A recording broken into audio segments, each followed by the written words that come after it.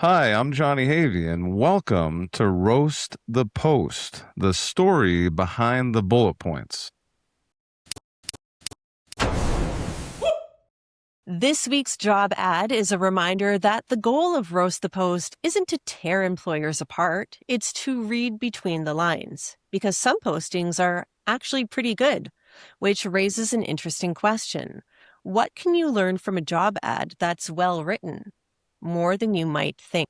How lucky are we that our special guest today is Jonny Havey, founder of eLearning Partners and someone who spent his career figuring out how to make learning less painful and a lot more effective. He works with organizations to build online learning experiences that people actually want to complete. And he's spoken extensively about instructional design, AI, and modern learning, which means today he's exactly the person we want sitting beside us while we roast an e-learning job ad. Make sure to check out Jonny's podcast, Learning Transformed, at elearningpartners.com. All right, welcome, Jonny. Welcome, Jonny. Well, it's so good to be here. I'm excited to roast this post. Yes, one of us. So when we have a guest on, we do try to find a job ad that's like within their wheelhouse. And I did look for job ads based out of Colorado. That's where you're joining us from today. But I couldn't find one that I felt was interesting enough to have a good conversation about. And so instead, I found one that's based in, surprise, Canada. That's where Paul and Nice. I are both located. So apologies on that front, but I think I found a pretty good one. And this was just a matter of really searching and searching and searching. We like to give a bit of a background about how we found these job ads. And it was just a matter of spending a lot of time Googling until I found one that I felt was appropriate for us. So with that being said, let me share with you the roasty profile. So a little bit of extra information as we go into it. And I want to remind the listeners that Paul and Jonny have not seen the job ad ahead of time. So everything is going to be an absolute surprise, which makes it even more fun. Job title, Learning Experience Designer. The report to title is unknown. The company size is 11 to 50 employees. And the industry is, if you've been paying attention, e-learning.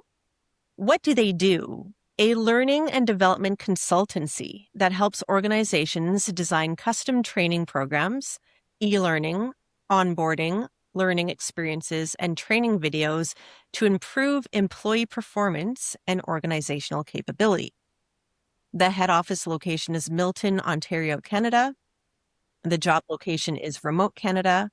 The geographical operating area, I couldn't figure that out. I just put unknown. And the job type is full-time, but it's a contract position. So that's one thing to note here.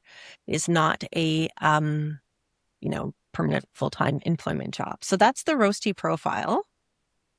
Is it a fixed term contract or is it like a month to month sort of thing? Do they say like 6 months, 12 months? Just says contract? I don't remember. maybe we'll get to that.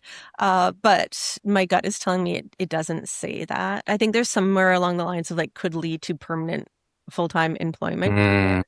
And again, we don't name and shame, so we're not going to name the organization itself. But I will absolutely shame you, Jen, for not memorizing the whole damn thing. I didn't memorize it. And if Okay. this is a full-time contract, are they looking to contract out another e-learning company to fill that role? We could do that. Could be. They may after they listen to this episode. So there you go. If company, if this doesn't work out for you, call up Jonny. We'll put the link to his website in the show notes so you can get in touch with him. It's common in Canada. It's kind of funny how we classify jobs. There are, you think about it from like a kind of like a legalese standpoint. There's a job with a determinate endpoint. So that's like your 3-month contract, your 6-month contract, your 12-month contract. That's really common for mat leaves and stuff. And then for full-time employment, that just, it's a job. That's referred to a lot of times as indeterminate end. So it's kind of like saying, Hmm. your indeterminate endpoint is actually your prize. That's the prize that you want to win, but it's a terrible name for it. So a lot of job ads in Canada, when they say this is a contract role, all that they're saying is that you don't have an indeterminate end date, and all the stuff in the middle of that, who knows? We'll Hmm. just make it up. Huh. Okay. So this job ad is not very long, and sometimes we do pull out specific points to highlight. But for something like this, I think it's okay to just read through it. And it's got a few different sections that we will go through as well, because sometimes those headings are super interesting as well. So it starts with at this company. I've removed the name, so we're just going to call it this company from here on in. We take this company, we take learning seriously, but ourselves, not so much. We're a fully remote team of creative minds, coffee enthusiasts, and oh God, GIF? Is it GIF or GIF? Yeah, that's the debate. Is it GIF or GIF? I think I always go with GIF, but GIF sounds cooler. I think I'm going to say GIF just because your name is Johnny and you're our special guest. So name it after you. So we are GIF connoisseurs. Now that sounds wrong, but whatever. I'm in it. Uh, who believe that work should be meaningful and fun without the corporate grind. Our mission is to shake up how people teach and learn. We build innovative, hands-on learning experiences that are inclusive, engaging, and anything but boring. From custom simulations to technical training platforms, our work helps organizations actually change how people learn, not just check boxes. As our client list grows, we're looking for a seasoned learning experience designer who wants to do meaningful, hands-on work, grow their craft, and escape the bureaucracy of traditional L&D roles. I'm going to stop there. That's one section that I think we've got enough to unpack. So curious, maybe we'll go with you, Paul, first. Can you just share some of your thoughts? Yeah, I mean, I like the employer branding that they're putting into this so far. Like they're very it's very clear that they're after a specific type of person like personality. They want a very specific type of person to come into the organization, probably because they have an established culture that they're building around, and they want to check off some of those compatibility boxes. So they're using this employer branding statement as a bit of a filtering point early on, which I think is smart. I found it funny, well written. Like if I were looking for a role and I was a learning designer, this would appeal to me. I would gravitate towards it. Particularly the GIF thing, like that that entertains me a lot. Even though I think we were probably putting more into it than they did when they wrote this. I do wonder. This almost sounds like an agency, a learning management design agency. That it feels so far like that. This doesn't have the kind of character that I would expect to get from an in-house learning management team or learning and development team. But Johnny, you're much more tied into this space than I am. What were your thoughts on the first kind of part of the job description? I mean, they did a lot of the show, not tell, which is great because instead of saying we have a fun culture and all of this, it was very descriptive about coffee and gifts. And then it goes into we're not the typical agency or company. And from that standpoint, love it. Really clear culture. From a just the rest of it really does come off a little more generic to me, but it's just because I've read so many of these over the years, these different postings like this. And I think from that standpoint, it's right on for what a learning experience designer would be looking for. Like it hits that perfectly. I also agree that this is an agency, this is an organization that is going to be contracted out by most likely for corporate training, for building out internal training programs for organizations. Because in e-learning, really can break it into internal and external. Internal being creating e-learning programs that serve employees. And then external would be the other side of business, creating programs that are meant to either educate customers on an organization's products and services or to actually sell as a product to customers. So it sounds like from this part of the description that they're looking for a learning experience designer that focuses on building programs, corporate training programs for organizations to train employees, and they have a fun culture. Like those are the three things I get out of this part of the description. Yeah, I agree with both takes. It is informative. Like in a small section, they've packed a lot of information in there. A question I have for you, Jonny, is what do you think they mean by escape the bureaucracy of traditional L&D roles? What do they mean by that? Most likely, they are positioning themselves as work for us instead of an internal L&D team at an enterprise, at an organization. Because, I mean, in agency, and then they already told us that 11 to 50 employees, they're pretty small. So my guess is they probably already have some L&D learning experience designers on staff and they're looking to scale and bring more in. Or maybe they are focused on other things in e-learning and they're bringing a specific learning experience designer professional to kind of join the team. But that's my guess because if you go and you work internally at an organization on like an L&D team or an HR team or the culture and people team, there's going to be a lot more red tape and anything because I work with S&P 500 companies and support learning and development departments. So I work with these internal professionals, these professionals that are on these internal teams. And their biggest qualm is how slow everything happens. You have to get literally half a dozen approvals to move anything forward on these teams versus when you're working for an agency like this company that we're reading about right now, you probably have a lot more freedom and it's probably going to move a lot faster. It does depend on what kind of organizations this agency serves though, because if this agency serves larger organizations and they're still going to run into the red tape. They're just going to be a third party in that transaction instead of directly having to deal with those restraints. So, yeah, anyway. Yeah. And that you can flip that to the employee side of it too, right? The candidate side, Jen. I tend to think of people who are in the labor market as either big company people or small company people.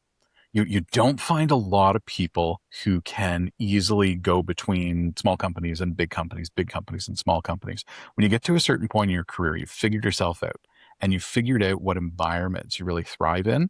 And usually at that point, it bifurcates and you're like, yep, I want to be in the huge publicly traded companies because a lot of predictability. It's super regimented. There's structure. There's a ton of people. That's what I need. Or I don't want to be in that because I need to build things. I need to be hands-on.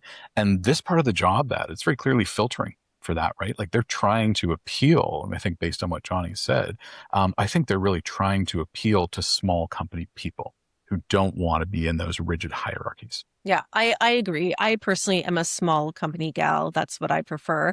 But I was getting giddy, Jonny, when you were giving your response, because this is why we love having a guest on who is an expert in this sector, because the things that you were saying when I asked you that question are going to start to show up in the job posting, the one that you have not seen yet. And so I'm excited because you're actually like, Yeah, naming. It's just we're just a bunch of like nerds geeking out about this. It's like so I could think about this all day long. But it's so exciting because like you know what you're talking about, and we're gonna see some of the things that you were just describing show up later in the job.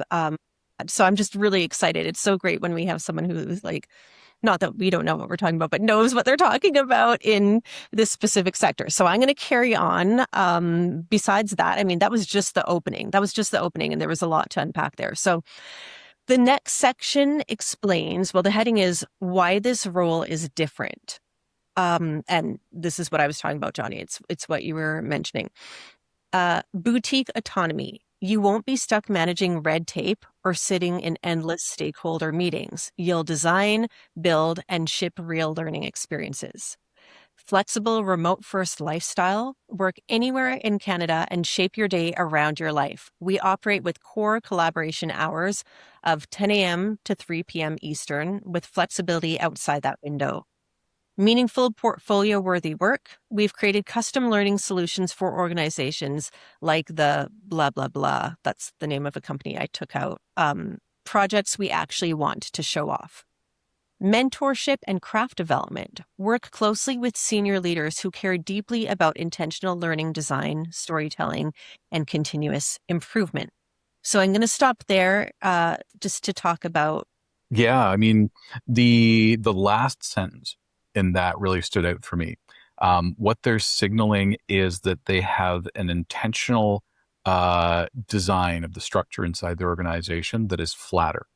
You know, they're saying you as the LM learning management designer, you as this person who is probably a grunt in this industry, like they're doing the work, they're chewing it out. You're going to work very closely with senior leadership. So that right there kind of evokes this is a flat structure, not like it's a holacracy or anything silly like that from 20 years ago. But this is a flat structure where there isn't a lot of intermediary management layers in the organization. That's going to reinforce that they're looking for small company people because small company people, they gravitate to that. You know, I think that's another positive signal in this that they know what they're looking for and they're writing for that person. But what did you think, Jonny? There's a little bit more nuance there to unpack, I think.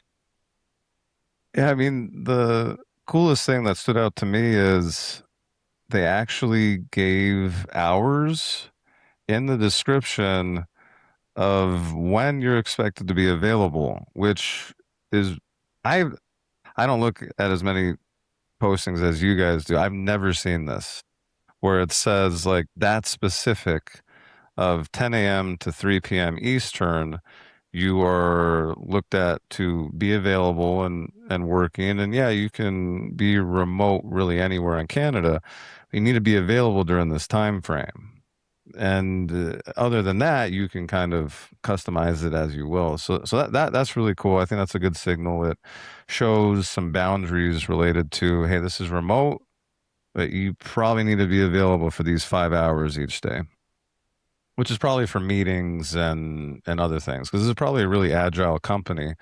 Some of the other signals that this posting is giving is that they move really quickly, and I wouldn't be surprised if they're running something like EOS or Agile or Lean or something internally to move quickly. So, because this specific time frame, that tells me that you probably have a huddle of some sort every day on the team. You're interacting, a very collaborative environment, even though it's remote. I think it's really cool that they set it up this way. Yeah, you can definitely imagine too that in those core hours of 10 to 5, the learning designer would be doing a lot of co-design, right? Because they've signaled that senior leadership is intimately involved in these projects. So I can imagine this person sitting down, you know, like 1 p.m. till 3 p.m. every day with different teams and actually doing co-design on the experiences that they're creating. Like it's probably a lot of that time, and that's why they set those fixed hours, which is smart. What we're seeing in this job ad is something I think is fascinating is that like you can say, oh, we're a collaborative environment, but like you said earlier, Jonny, like you're actually like showing that by saying we have core hours. And so they're not just saying we collaborate, but like they're explaining to you. that that's actually a real practice within their organization. And it's not something we see very often. Like you hear of companies that have core working hours, especially in remote environments where you're working with different time zones sometimes. But explicitly in a job ad, it's actually quite rare. We don't see it too often. Um, I like too, they're speaking to the culture by saying, there's mentorship, there's craft development. They call it a craft, which I think is putting a lot of respect on the industry and the work that goes with it. One of the things I despise is when people refer to someone's work as like, oh, and then, you know, Jen went and did her magic and voila, we have this. And it's like, you magic, magic. Like this is actual work. And so to name it that, to call it a craft, I think it puts a lot of respect on that industry. So so far I really like it. One of the things I kind of wanted to foreshadow is the line where they say, you won't be stuck managing red tape or sitting in endless stakeholder meetings. I just want to plant that little seed there, because something comes up down the road in this job ad that makes me wonder how true that is. And this is where we run into things where sometimes things sound really good, but in practice, is that actually going to be the reality? So, yeah. No, I am absolutely right now, Jen, picturing you wearing a Gandalf hat, saying, "Let's move on, mofo." Let's move on. That's going to stick with me for at least the next 15 or 20 minutes. So if I just start like smirking and giggling out of nowhere, it's because I'm picturing you wearing a Gandalf. I think we're also mixing a few different magical reference points, but that's okay. Um, Okay, so then we go to what you'll bring. That's the next section. And I'm just going to combine two because they're both pretty short. So what you'll bring, you'll thrive in this role if you bring a strong mix of analytical expertise. So you ask the right questions, dig into complexity, and make informed decisions. Exceptional communication and rapid writing. Whether chatting with teammates, presenting to clients, or quickly drafting course content, you communicate clearly and efficiently. Creative problem solving. You think beyond templates and build engaging solutions. Collaboration energy. You enjoy building ideas with others and iterating together. Pardon me. Detail obsession. You catch the small things that make the big picture work. So that's what you'll bring. Then we're going to go into what it's like to work at this company. This is a full-time contract position with the possibility of extension or permanent employment. We offer flexible scheduling, 7 a.m. to 7 p.m. full work window, fully remote work environment, a supportive team culture, opportunities to grow your skills and expand your craft. So, going to stop there. We covered what you'll bring and what it's like to work at the company. Maybe, Paul, do you want to go first and share your thoughts? Yeah, there's a few interesting things in there. Um, Overall, like in general, they're talking a lot more about soft skills in that section than a lot of companies do. They're talking about creative problem solving. They're talking about collaboration skills, which like I think that fits into what they were talking about. I think that fits into your concept, Jen, of collaborative range, pretty well. Like they're really evoking all of that, which I take as a very positive sign. They talk about detail obsession, how they've kind of described this. I don't know a lot about the work of a learning designer, but if this was in like an experience design for like an app kind of category or for like a website kind of category, they would be describing a user experience designer like almost to a T. Like this person, it seems like they're going to be really focused on the meta and the movement of the experience rather than actually doing like sketching and doing like Photoshop stuff and doing like the visual graphic rendering of what they're putting together.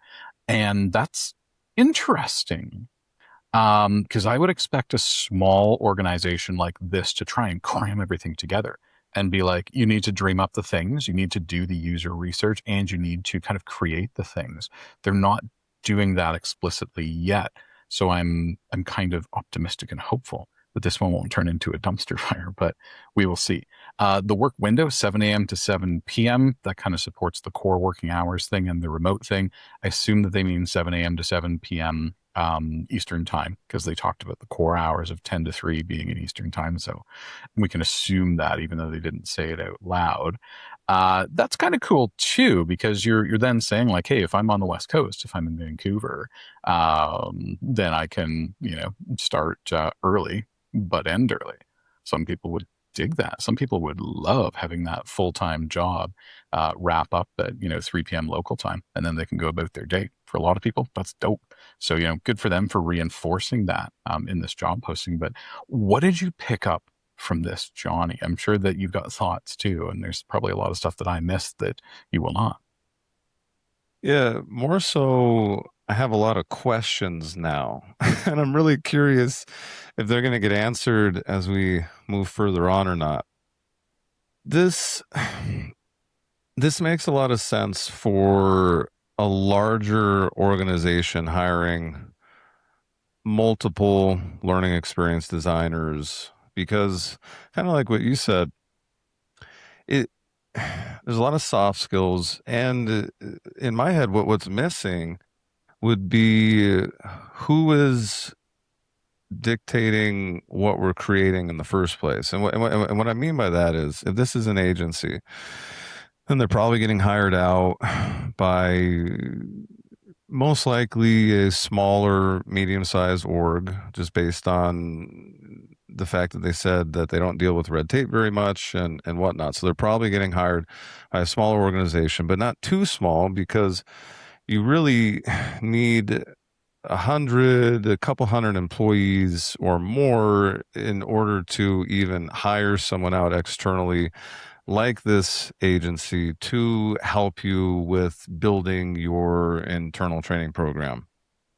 But what I'm wondering is how much client facing time this individual is going to have. Are they just going to be working internally with the team, or are they going to be interacting with the client themselves, with the organization that they're building these training programs for? So that's one question I have. And based on this, it doesn't say anything about customer service skills. So my guess is the answer is they're not, but I'm curious because in my head, every time that we have consulted an organization, whoever is building the or consulting on the build, there's a lot of client facing time there, a lot of collaboration between client and designer. The other thing I'm kind of reading between the lines is there's probably at this organization, there is someone dictating what's being built, and it's being then passed down or delegated to this person, this learning experience designer, to problem solve and make it happen, which makes a lot of sense. But they also said they're a small company. So I'm like curious why that is. And maybe this learning experience designer, the opportunity for growth in the future is to actually look at the business challenge that the client is having and then come up with the education program, the training program that actually helps solve that challenge. That is the main thing I'm saying, because just in general in e-learning and corporate training and L&D, what we find and what I see what their potential clients run into is we can't just create a program to create a program. There's a business result that the organization is looking at getting to actually make the initiative fundable for the organization. You can create a program and really hope that it increases culture, improves culture, and all of this, but you're not going to have long-term longevity of the actual training and development program unless it actually solves a business decision. So I'm curious who on the team is responsible for identifying or helping their customers identify what that is, and then they're working with the learning experience designer to plug that gap. Or maybe this is what this role would grow into. This is Yeah. interesting, and why Paul and I have a hard time when people don't say who the role reports into, because even just having that one piece of information, what is the reporting structure for this role, helps to answer those kinds of questions. Then you can start to kind of imagine and visualize what that reporting, the full reporting structure looks like. But without knowing who this reports to, I think this is a really huge question. And it's a gap that a lot of organizations have in their job ads. The rest of your questions, I think that most of them will be answered when we get to responsibilities. But yeah, those are really good questions. And I think my thoughts on this section, the what you'll bring, and what it's like to work in the company. I mean, having that window, that work window, I think is another very explicit example of a commitment that they're making to someone. And I really appreciate that. It's right there. So you can say to yourself, "Oh, if I work here, I can expect," and you'd mentioned it earlier, boundaries. There are boundaries, and they're in black and white. They're like codified boundaries. So I really appreciate that. And then there was something, oh yeah, the exceptional communication and rapid writing. And it even goes as far as to say whether chatting with teammates. I love that because I'm a very like get to the point type person. I think that's a personality trait. So I'm interested in how they are going to assess that when they're interviewing. Like, how is that going to be? How are they going to gauge that? And I guess it will be during the interview process and maybe how concise someone can be.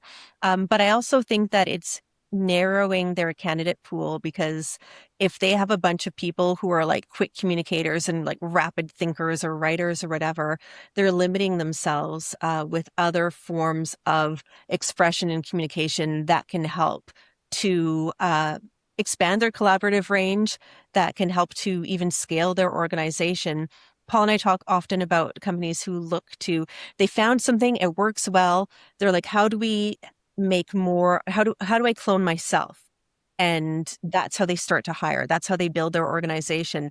And they're really painting themselves into a corner when they do that. That's not how you scale.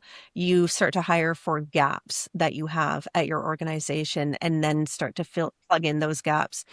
So that's kind of what stood out to me. I thought that that was interesting. How do you assess for it? And is it necessary that everyone in your organization behaves in that way, or is it specific to this role? That's a question that I would have about kind of the culture of the organization. So, yeah. I really wonder if like this organization it's 11 to 50 people, right? We're pretty sure it's an agency. So this is a small agency. I wonder if they are kind of using that partner account manager, business developer model, where you have a founder who has just a ton of industry connections, or, a co-founder, same sort of thing. You've got two people at the top who pretty much run and own the business, kind of handling business development, but also working on managing those client relationships. So I wonder if there's that model where, these people at the top are getting the business, managing the relationships, and working with the people inside to deploy the finished product, the finished work. If that's the case, quality is probably going to be pretty good, but those people are going to be run ragged. Mm-hmm. Wow, that's a lot for a couple of people. I mean, we're speculating. Maybe the rest of the job ad will kind of unearth some signals, but that's my guess for what this organization kind of looks like. It makes me wonder too, because when we say 11 to 50 is like a LinkedIn category, like it's already categorized for you. So it could be 11, right? Like it Mm-hmm. could be Yep. 11 people, but I also wonder if it's a founder and a bunch of contractors, or if they're legitimately that many employees. So that's also, yeah, that's an interesting question, Paul. Yeah. All right, let's move on to responsibilities. There are only two more sections left, but the responsibilities is actually like the biggest portion. Lots of bullet points here. And I don't want to leave any out because I don't know, it's not my industry. I don't know if I'm leaving out something that's like super important. So I'm just going to go through them.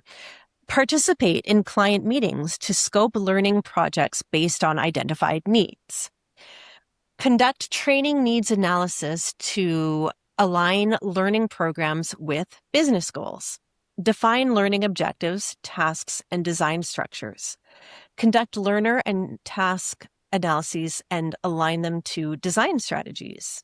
Identify performance outcomes and delivery approaches with stakeholders and SMEs. And we always try to explain the acronyms in the show because not everyone understands. But my understanding of SME in this context would be subject matter experts. Simplify complex technical processes into clear, logical steps. Rapidly draft and create high volumes of instructional materials with accuracy. In brackets, that's e-learning, videos, tutorials, user guides, job aids, scripts, storyboards, and assessments. Design and develop blended and technology-enabled learning solutions. Develop accurate and well-structured technical documentation and job aids. Collaborate closely with the LXD team on project delivery. Jonny, what's LXD? That would be Learning Experience Design Team. Thank you. Contribute to innovative learning design decisions. Align learning programs with operational and business outcomes. Optimize use of learning technologies for scalability. Apply evaluation best practices to generate data-driven insights. Those are the responsibilities. And I will just say, my preference is when responsibilities are broken down by like with subheadings so that it kind of like things in a little bit. It's just easier to digest. But those are the responsibilities. So thoughts, maybe we go to Jonny first on this one and see what you think. Can you remind me the job title? It was Learning Experience Designer, which is now I know LXD. This is a lot. It's a Right? mismatch. Yeah. Thank you for validating that because I was like, dang. We always love it when an expert comes on the show and we're like, we think this is really out to lunch. And they're like, this is out to lunch. And we're like, okay, so we know what we're talking about too. This is great. Yeah. Yeah, the reason why I asked for you to remind me the job title is because, and this might just be an opinion, because don't, I mean, I think this is beyond the scope of the job title. Um, that doesn't mean that there's not a lot of postings out there that are, cookie cutter set up just like this. But when I think of a learning experience designer, I think about creating the content itself. This also talked about technology. So it sounds like, and specifically was talking about kind of optimizing learning technology. I don't know what the exact point was, but now we're talking about like an LMS or an LXP administrator. We're talking about a technology strategist or specialist. So what now I'm wondering is, are there specific systems that this organization works with? And I don't know if there's going to be a section on this job post that says you need to know how to use and then dot dot dot 7 different systems, but that is typically out of scope for a learning experience designer. They need to interact with the system, but it talked about like scalability, like being able to harness the system and leverage it for scalability. That's more of, I mean, that's what I do. I mean, I can also do learning experience design, but we're talking about leveraging technology as a tool for yet again we're talking from the agency's perspective, so actually consulting the organization on technology. This also went into data, which is very important. I think that this is something that they got right on, is when we're actually creating experiences, we're creating these programs, you have to close the loop from the standpoint of you create the program, we get it in front of the learners. We're assuming that the learners are employees of the agency's client. And then we need to analyze that data, the analytics of how the employees are actually interacting with the program, and then make changes. This, I feel like, is probably the most important thing on this job listing. But yet again, this is not something a learning experience designer would typically be responsible for if it was a larger company. Since this is a smaller company, of course they're responsible for, and they should be, but I may change the job title in that case. Because my guess now, after reading the responsibilities, is this agency is trying to pay a learning experience designer salary for someone who is worth a lot more and is responsible for a lot more, which is what this company most likely needs. They're trying to get away with, hey, we're going to call it a learning experience designer, but they're actually going to do all these other things. And that really comes across with a lot of the other pieces with this responsibilities list as well. Yeah.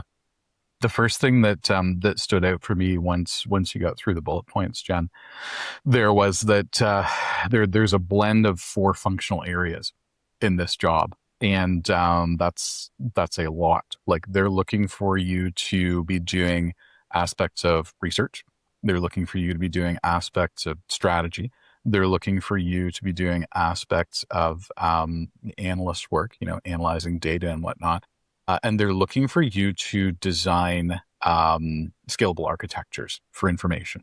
For one person, that's a ton of stuff that's just squished together.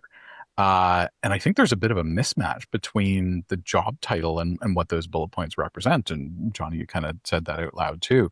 It's like the job title is learning experience designer, but I'm feeling something else in the responsibilities. And it also said something in there where you'll be coordinating with the LXD team, which we now know is the Learning Experience Design team. So that suggests that there's a team of people who are working with you to deliver and deploy content. What that structure is, I don't know. This person, it doesn't sound like, is doing that, which is good, because that would be way too much. This is already like a lot for this job, but if they were creating content and deploying it too, it'd be like, this better be a $2 million a year job so you can hire 5 buds. This job ad is the reason why, when we first started this show, we were giving our rating at the end on the job ad itself. This is why we started giving an additional rating on job design, because the job ad so far is so good, but the job design it's not sustainable. Like, it's too many hats. And this again makes us all, I think, realize it's not a 50-person company. It's closer to the 11-person company, because with small companies, you wear a lot of hats. And this is the perfect example of that. So the whole point of the story behind the bullet points is that we can start now painting a really good picture, a very clear picture of this organization. And we can really see what is happening here. And it is trying to cram a lot of duties into a title that really doesn't make sense here. So the one thing I also wanted to say, when I planted that seed earlier, I have to scroll back up to where it was. It talked about why this role is different, and it said that you wouldn't be stuck managing red tape or sitting in endless stakeholder meetings. But in the bullet points or the responsibilities, like the 5th or 6th point in, says that you're going to identify performance outcomes, delivery approaches with stakeholders and subject matter experts. So, like, which one of it is true? Because how can you, I guess I'm just wondering how they could even claim that you won't be stuck sitting in endless stakeholder meetings. But anyone who's met with stakeholders knows that the likelihood of having one meeting and everything's like, cool, we're good, is like next to impossible. So how do they reconcile that statement when one of the responsibilities is sitting in those stakeholder meetings? So I thought that was pretty interesting as well. Just apply the rapid writing paintbrush and everything will solve itself. If you can rapid writing rapidly enough, your stakeholders will fall in line in 3 minutes and you can move on to your next thing. It's and cool. They won't even know what happened. If you're quick enough at communicating, And your meetings will be so short. You're going to have a ton of meetings, but they're going to be so short that you won't be stuck in them. That's true. Exactly. This also makes me think that this agency either is trying to or has been punching above its weight class. So I think that maybe they're taking on projects that are bigger than their capabilities. Like their arms are a little bit too long for their mouth, or whatever that old saying is, where it's like you just got a lot and it's more than you're capable of, but you're trying to make it work. This is starting to sound a little bit like that, with this job ad that has the responsibilities of different functional areas squished together in such a way. Yeah, I'm curious if this is an optimistic hire ad. And what I mean by that is they don't have the work for it yet, but they've probably served a handful of clients where they did this for. And they're like, well, we need to make sure that we have access to a team member if we need it. And I say that because, and yet again, this could be a difference between Canada and US. But when I see full-time contractor versus bringing on a full-time employee, that there's a bigger commitment with a full-time employee. You bring on a full-time employee to serve work that you've already brought in. You kind of put a feeler out for a full-time contractor to have access to them if you close the deal that you need them for, and then you throw them in the deep end. But the confusing thing to me about this responsibility section is what you brought up, Jen, where it said you're going to be interacting with the Alex D team. Because until you brought that up, I was really thinking that they probably only have, one or two, but there's a full team. So now I'm a little bit confused on how big the company is. And if you have a whole team, then why does this one have so many responsibilities? The picture isn't clear anymore. But this is it. So job ads contradict themselves, or they kind of show some of their cards without maybe meaning to, because Paul and I've run into this before where it will say like work with a team, but then when we go and like deep dive into the organization, there isn't a team. They're like, it's aspirational. It's like when we build that team. So it's almost like making this promise of like, we don't have this yet, but when we do, you'll be working with them, because you just nailed it. Why would this, if there is an LXD team, then what the hell are they doing? Why am I doing all of this other shit, right? Like, what?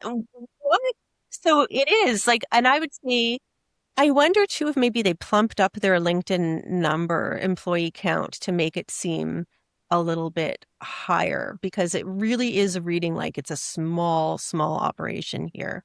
So, I mean, how it sounds to me almost is this might be to what Paul brought up earlier is I feel like you might have a founder or a couple founders who are doing all the things, and now they're trying to replace their responsibilities almost Mm. from the standpoint of, oh, well, I've been responsible for the actual fulfillment of what we're selling. We need someone to take that over so I can focus on a couple other things in the business. Like it almost feels like that of founder, or if there's two, one of them was responsible for that, and they're looking at, okay, how do we scale? Well, we got to take this off of our shoulders, throw this into a role so we can focus on other things. It kind of feels like that even. And then, like you said, Jen, it's aspirational to have an Alex D team. And that's probably what they'd even say in the interview is, hey, so you're the first one we're bringing on right now, but in X amount of time down the road, you're going to be working with a handful of other team members. Like that, it almost feels like they're teeing that up in the interview. and I think that makes sense, because you've got to think, why a contractor? And that your story that you're sharing here, to me, that makes the most sense. One or two people, they don't know yet whether or not they have like a sustainable strategy or business plan to hire an employee. Mhm. And once you hire an employee, especially in Canada, there are a lot of costs that come with it. So you're paying their benefits most of the time.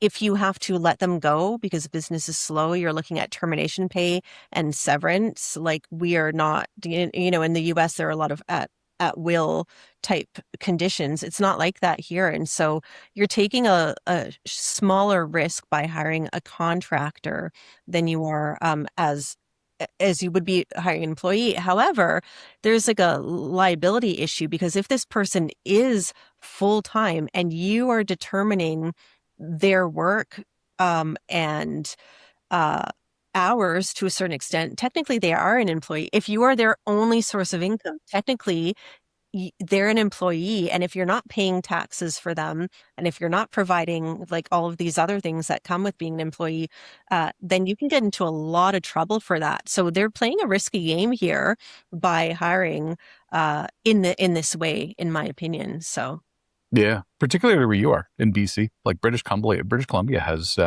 amongst the strongest labor protection standards in the province. Like Quebec does too, Ontario a little bit less, but BC's got really strong protections for workers. And there are a couple of different pathways that this contractor thing could go down, right? Like we're not even fully cognizant of what kind of a contractor is this.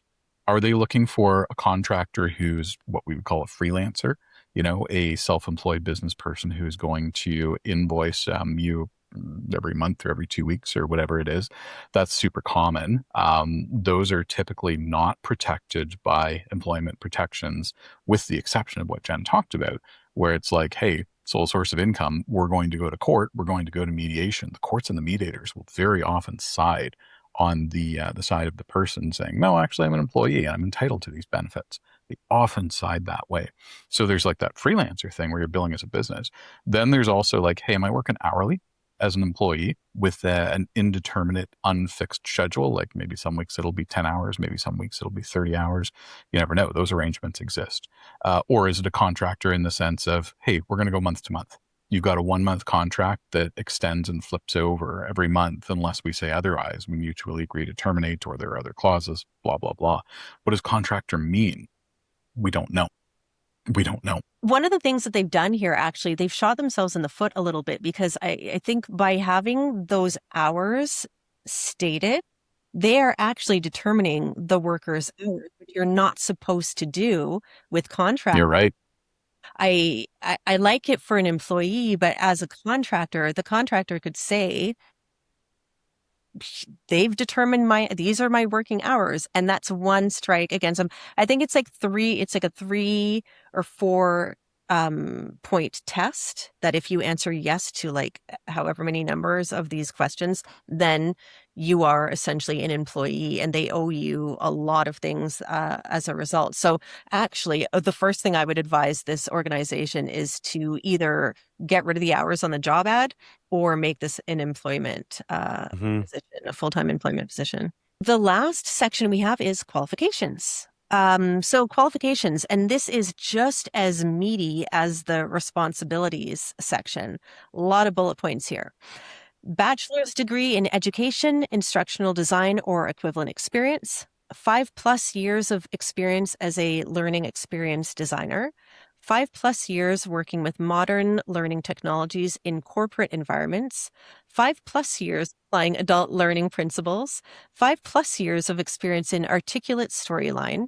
Exceptional writing skills with proven ability to synthesize complex information into clear, concise content quickly. Knowledge of instructional systems design, rapid drafting and development methodologies, adult learning theory, research methods, and assessment tools. Experience with technical software content is a strong asset. Ability to thrive in a fast-paced, self-directed environment. Strong project management and organizational skills. Excellent problem-solving and interpersonal abilities, experience leading or coordinating projects, and CPLP or similar certification is a plus, and that is Certified Professional in Learning and Performance. And scene. Those are the qualifications. So, hot takes on that. There's a lot of that's all thrown in the pot there. Wow, there's stuff in that section that I think belonged in other sections. They're mixing soft skills and actual qualifications and certifications together in a way it's really weird. It's really weird to me, I would say. Jonny, what is articulate storyline? Is that an industry term, or are they trying to describe something? I didn't quite get what they meant when they said experience in articulate storyline. Yeah, so that's probably the best qualification bullet point actually, because that's like the Okay. a standard tool used in learning design. Storyline is probably one of the best tools out there actually. But when we look at the rest of this, it sounds like they have to be a project manager now, which I had no idea until now that I was signing up for a project management role. Right? And that's a completely different skill set. Like typically a learning experience designer would work with a project manager. And this just comes back to what we talked about before once we got into responsibilities is I feel like what they did with this job description, and maybe this is what a lot of companies do. I've probably done this, like guilty. It started very narrow and we're just getting wider and wider the lower and lower we go on this description. I mean, project management, I think it's extremely important. It's probably the most important part of learning and development. But when you're looking at getting someone that has 5+ years of experience in storyline and 3 or 4 other things and qualifications, and you want them to project manage, I just don't think those things are going to line up. Like, I'm much more of a project manager. I mean, founders of companies, you should be like you have to be a project manager because when you start the company, you're managing everything. So yet again, it comes back to I do think that they might be trying to offload responsibilities that the founder or founders had into this role versus hiring a learning experience designer who's great at articulate or storyline. And a couple of these other qualifications make sense too, where it says, I mean, I'm glad when it was first saying bachelor's degree in education, I was like, you don't need a bachelor's degree in education to do this. But then it said, or equivalent experience. So that's interesting because when I first heard, okay, bachelor's degree in education or instructional design, I don't know. I don't think like the best instructional designers I know did not study it. They just are very good at storytelling. And I feel like it's not something you can really study. It's something that you're just innately good at. When it says equivalent experience, that's kind of vague, unless they're defining that below by saying 5+ years of experience in the next 4 items. For a second there, Jen, when you were reading out the bullet points, in my brain, I was like, she's going to say PMP. They want a PMP, which would be nuts. It would be insane for someone like this to need a PMP designation. Yeah. I'm sure they would like that, but that wasn't in there. Yeah, I mean it's like Jonny kind of said, there's a lot. I'm more confused now than I was halfway through the job ad of what they actually want and what they actually need. Like the story is getting hazier, which I find kind of challenging. And I wonder if that's going to also reduce their pool of candidates because people are going to be like, I've been working as a learning instructional designer, learning experience designer. And I can do like 50% of this, 60% of this. Yep. Hands down. Cool. Done. But the rest of it, not my bag. Am I going to apply? Maybe not, especially if there are dozen, 2 dozen job ads, that I find in kind of the same place on LinkedIn or Indeed or whatever, that are more closely matched up to what I do. Like, am I going to bother with this one? I don't know. This one, like I'm not a learning experience designer by any means. Like I've done content generation for knowledge portals and I've done that type of work before. I've project managed stuff like this before. But this seems like a hot mess. Like I would really struggle with this as a candidate. So my brief thoughts on the qualifications aspect is when you see a job like this that has a lot of responsibilities, again, you have to wear a lot of hats. You're doing an aspect of BD and project management and this and that. To me, that's always going to be someone who's a bit more junior because they're going to be more willing to put up with that earlier on in their career. Someone a bit more seasoned looks at all those responsibilities and they see exactly what we see, and they're like, that I'm not doing this. Like I've paid my dues. I'm not doing that anymore. Um, or someone who maybe is really like desperate for a job. And so you might have someone who's more experienced, but they're in the job market. They need something and maybe they're not values aligned. And that's a problem too, right? Or you have someone who's a little bit more junior and willing to do all of those things, but then you look at the qualifications and you're like, there's a mismatch. Are you actually going to find a more junior person who has project management experience, who has 5+ years in all these categories? Um, Probably not. So something's got to give. Like you look at a job ad like this and you're like, what are you willing to trade off? That's another thing I would advise the organization with. What are you willing to trade off? You can't have someone with all of this experience who's also willing to do all of these things.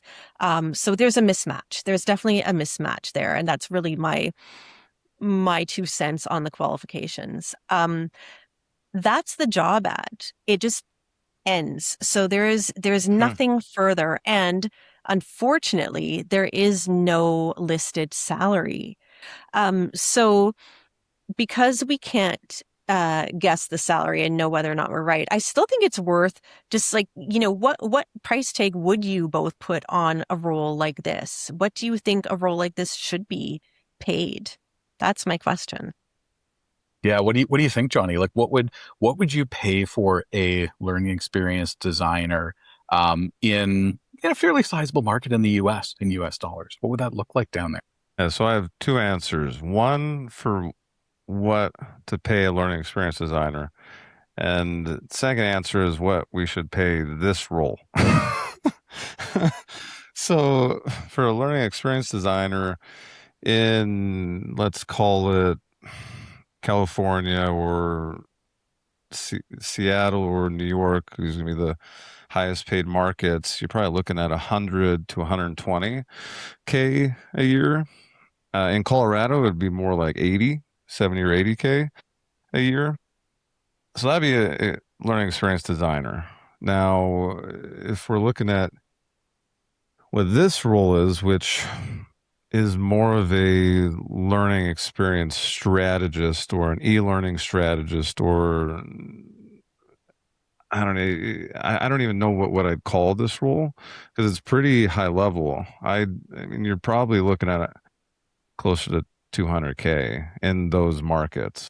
I mean, that would be the only thing that, I mean, I'll tell you this, my company, when we work with organizations, we'll do all the things listed here and we charge $250,000 plus do a revenue share. So if you're looking to hire that out, that's probably about what you're looking at. The responsibilities that they listed out and kind of all the stuff that they put in this job ad, like I would value this job as written somewhere around 150,000 Canadian. So call it a range of like 140 to 160,000 Canadian sort of thing. So that'd be 110,000 USD, give or take, kind of in that ballpark. That'd be my guess if I was guessing on a number that they put down, but they didn't. So they broke the law. Shame on them. Well, it's a contract. we so maybe they didn't that's contract. Yeah. Yeah, if it's not a directly employed position, you don't have to list the salary range in Ontario. Jonny, Jen and I talk about this a lot, and for the folks at home, because pay transparency laws are becoming a thing in Canada for the first time. Ontario, the largest province in the country, its pay transparency laws started this January. So companies they're figuring their stuff out. Like a lot of companies are starting to put those salary ranges on their job ads, and they're starting to figure out how do we actually comply with this legislation. 6 months in, 7 months in, it shocks me that companies aren't, because it is not difficult to comply with the rules as written.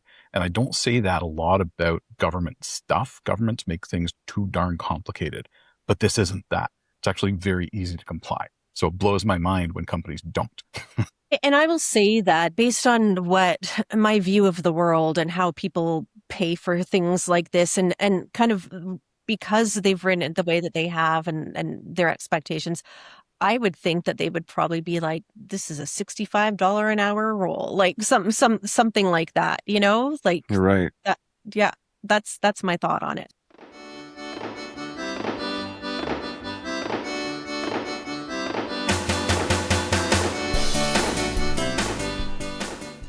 Okay, so we are back from intermission and we are ready to give some ratings. So as a reminder, we do 2 ratings each. One is for the job ad itself, how it was written, the story that it tells, whether or not it's compliant legally. And then the second rating is for the job design. So basically the way Paul describes it is whether or not it's a hot mess, right? Is it sustainable? Does it make sense? And all of the other things that come with it. So maybe actually, I'm going to ask who wants to go first? Who's actually like itching to give their rating first? I'll go first so I'm not swayed. Bold. I love it. So for the job posting itself, it started out real good. And as we kind of got deeper into it, there's a lot of contradictions. And my biggest takeaway from it is it becomes a very selfish ad. There's not much there's not much there for what I actually get as the new team member. It's very much about the company, and for these reasons, at best I can give it a 3. And I'm probably being nice. That's for the job ad For the portion. ad. Okay, what about the yeah. I mean, say more. For the job design, I actually really like the design itself. The challenge is there's a mismatch between what they're actually describing for the job role and what they're calling it. So if the title of the job was adjusted to something like fractional CLO, which would be acting as a outsourced chief of learning officer, and we don't know what the pay is, but if the pay was in the 175K or more, then yeah, I'd give this a 7 or 8. But since the job title is learning experience designer, the pay is not expressed. This job is a hot mess, which means I think I got to give it a 1. Absolutely fair. What about you, Paul? Yeah, I was definitely in the same ballpark with this as Jonny. The job ad itself, and oh man, it started out so great. It started out really, really good.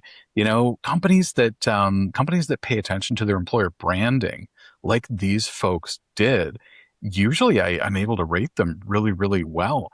But like you said, kind of earlier on in the show, Jen, they were writing. It was all good. They were putting effort into it. They were creative, and then they stopped and they're like, "All right, push the button. We're done." Uh, and that bothered me. Like down in the qualifications section, there were things that just didn't make any sense to be in there, like ability to thrive in a fast-paced, self-directed environment. It's not a qualification. Don't put it in there. You really needed to write another section in this job ad that spoke to the characteristics of who they're looking for. A lot of companies, when they do this, they'll have a section that says something to the effect of, we're looking for A. You are A. The perfect fit will. They describe those characteristics of the person and then list all that, off. But they jammed it into qualifications. They're not qualifications. There were really only, I'd say 5, maybe 6 things in here that were qualifications. I would have written this as qualifications, one section, experience, another section, personal characteristics, another section, branded differently if you want. I would have broken it out that way. This is jumbled. It's confusing the way that it's written. Doesn't tell the job seeker a lot about the organization or what they're getting, to Jonny's point. For me, this is a 4. This is a 4, and I feel like I'm being generous. Like I think maybe I should have scored it a little bit lower, but I'd call it a 4. I would not apply for this if I was a learning designer. The role design itself, definitely with Jonny, this is a dumpster fire. It's a hot mess. I just gave it more points. I would give this a 3 out of 10 for the job design. Big problems that I found with this. There are too many functional areas or responsibilities or things that you will own put into one design for a role that is not a leadership or a management or a very senior position. This is really meant to be a grinder. This is a worker bee. This is someone who is going to go out, do the work. They're part of a team. They're not managing relationships. They're getting the stuff done. Oh, and they're also a project manager. How fun is that? Those things are squished together in a way that is not sustainable. The person who gets this job, it's not going to be a long-term gig unless the company actually sits down with them and figures out, oh, geez, yeah, we designed this poorly. So let's take these things, put them somewhere else. Let's take these things, put them somewhere else, or not worry about them. Unless they go through that process, this is going to fall apart pretty quick. So I would say to the company or other companies that are writing job ads like this, be very thoughtful about the different functional areas and different skill sets that you're trying to squeeze together. Because when you put them together in ways that don't work, that don't match up with how people naturally work or what they are or what they represent or what their background is, you're going to find that things fall apart pretty quick. I would guess that this job gets reposted in about 4 months. That's kind of my personal take. So 4 out of 10 for the job ad, 3 out of 10 for the role design. For me, I did like the job ad. Like, I thought that it was really interesting and sounded appealing. It's lacking all sorts of things though, right? Like, it's really hard for me to separate the job design from the job ad. Like, they put pen to paper, they tried to be creative. There was an effort there, but we know that they're missing a bunch of things, and we know that it doesn't make sense. I think, there was an effort to represent their organization and their culture. I think too, docking points, because if you're going to have the audacity to list those kinds of responsibilities, then you need to have the conviction to include a salary, to attach a salary to it. Like, just, they lose all of the points for any company moving forward, in my opinion, needs to add a salary. But when it's that much that you're asking for, and that many different skill sets, then yeah, name the price.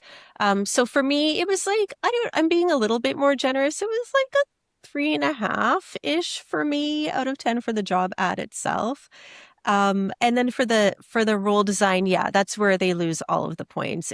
There's nothing new to be said there. It just doesn't make any sense.